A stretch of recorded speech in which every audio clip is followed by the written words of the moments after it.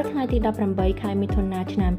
2025លោកលីវិចិត្រប្រធានសហភាពសហជីពសុភមង្គលកម្មករកម្ពុជាបានដឹកនាំបងប្អូនកម្មករនិយោជិតជាច្រើនរូបចូលរួមការធ្វើដំណើរថ្មើរជើងជួរហយាត្រាសាមគ្គី Solidarity March ដើម្បីបង្ហាញការរួមគ្នាជាធ្លុងមួយរវាងកម្មករនិយោជិតគាំទ្រដល់រដ្ឋាភិបាលនិងកងកម្លាំងជួរមុខកម្ពុជា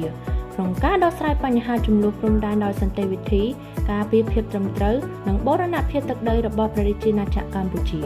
ជាក្នុងឱកាសនោះលោកលីវិចិត្របានលើកឡើងថានេះគឺជាការបង្ហាញពីការសាមគ្គីភាពឆន្ទៈរបស់ប្រជាពលរដ្ឋគ្រប់វិស័យជាពិសេសវិស័យកាត់ដេរយើងឃើញថាមានបងប្អូនកម្មករចូលរួមការធ្វើដំណើរថ្មើរជើងនេះជាដើមហើយក៏ជាការលើកទឹកចិត្តដល់បងប្អូនកងទ័ពដែលកំពុងឈរជើងនៅជួរមុខផងដែរ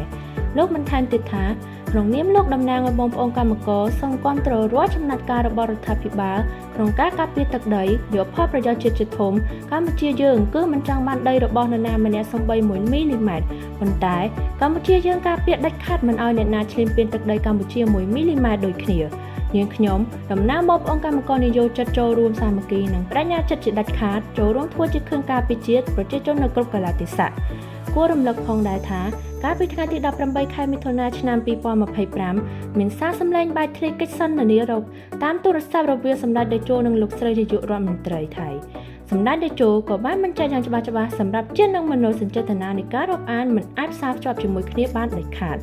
សម្ដេចតេជោក៏មានប្រសាសន៍ថាខ្ញុំយល់ខ្ញុំអាណិតប៉ុន្តែខ្ញុំមិនអាចយកផលប្រយោជន៍ជាតិរបស់ខ្ញុំទៅដោះដូរជាមួយនឹងការរាប់អានគ្នាបានទេព្រោះជាមុខមាត់របស់ប្រទេសកម្ពុជា